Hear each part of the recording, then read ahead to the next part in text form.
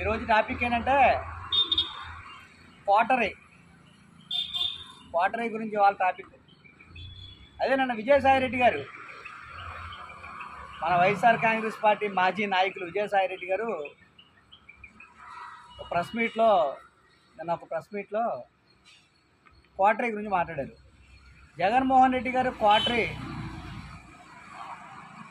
చుట్టూరు క్వార్టరీ ఉంది,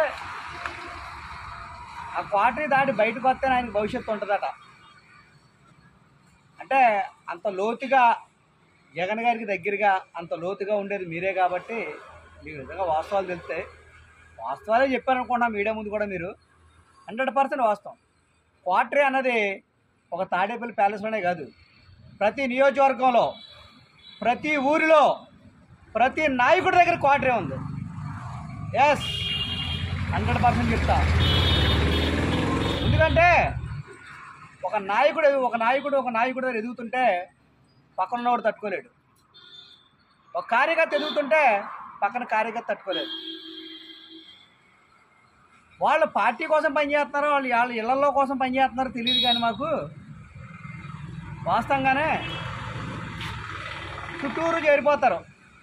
ఒక నాయకుడు ఎదుగుతున్నాడంటే వాడి మీద రాళ్ళేసేయాలి, ఏదో రకంగా వాడిని చెడదంగాలి, లేనిపోయిన మాటలు చెప్పి ఆ నాయకుడిని దూరం చేసేయాలి. పోనీ ఎంతగా మీరేమైనా పొడుస్తారా? పార్టీలో మీరు ప్రెస్ మీట్లు పెట్టి మీడియా ముందుకు వచ్చి కౌంటర్లు ఇస్తారా అంటే మీరు మమ్మ తాత మీకు చేత కాదు. చేసేవాడిని రకరకాల బాణాలు వేసి చెడదంగి వాళ్ళ దరిదాపుల్లో రాకూడదు. 100% ఇది క్వార్టరీ లేదా? ప్రతి నియోజకవర్గంలో ప్రతి నాయకుడి దగ్గర ప్రతి ఒక చెంచాగాడు ఉంటాడు. ఆ చెంచాగాడు అడిగి ఏలు ముద్ర నా కొడుకైనా అడిగి ఏమి రాకపోయినా వాట్సాప్లోకి వెళ్తాం, వాయిస్ మెసేజ్ పెట్టేస్తాం, లేనిపోయినాయి అన్నీ చెప్పేస్తాం. అంటే నాయకుడు ఇది అవునా కాదా అని కూడా ఆలోచించకుండా ఆ వాళ్ళ చెవులతో వాళ్ళు వినకుండా, ఆయన కళ్ళతో ఆయన చూడకుండా ఇది నిజమేనేమో అని నమ్మేసేసి ఇంకో నాయకుడి మీద బురద చెల్లేసే కార్యక్రమం మొదలెడతాం. ఎందుకు?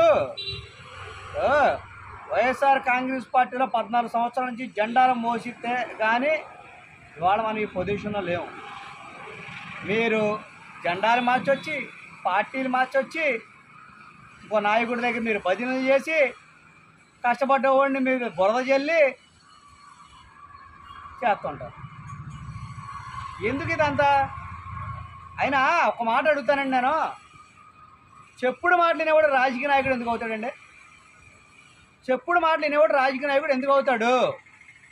ఎవరో వార్డులో ఏదో పని చేస్తారు, వాళ్ళ పార్టీని నమ్ముకుని ఉన్నారు, 14 ఏళ్ళ నుంచి పార్టీని నమ్ముకుని ఉన్నారు, డబ్బులు తగలేసుకున్నారు, వాళ్ళ వార్డులో పని చేస్తారు. వాళ్ళ గురించి వచ్చి ఇక్కడ వచ్చి ఏదో చెవులో గుసగుస కొడికేస్తారు. వెంటనే ఆ వార్డులోకి ఇంకొకరిని వేరే వాళ్ళు ఆ వార్డులోకి వాళ్ళకి సభ కింద లేకపోతే ఇన్ఛార్జ్ కింద ఇంకో వార్డులో వేసేస్తారు. అంటే కష్టపడ్డవాడికి ఏమైపోవాలి ఇక్కడ? ఇప్పుడు తెలుగుదేశం జెండా మోతున్నారా, వైసీపీ జెండా మోతున్నారా అని తెలియక అడుగుతా.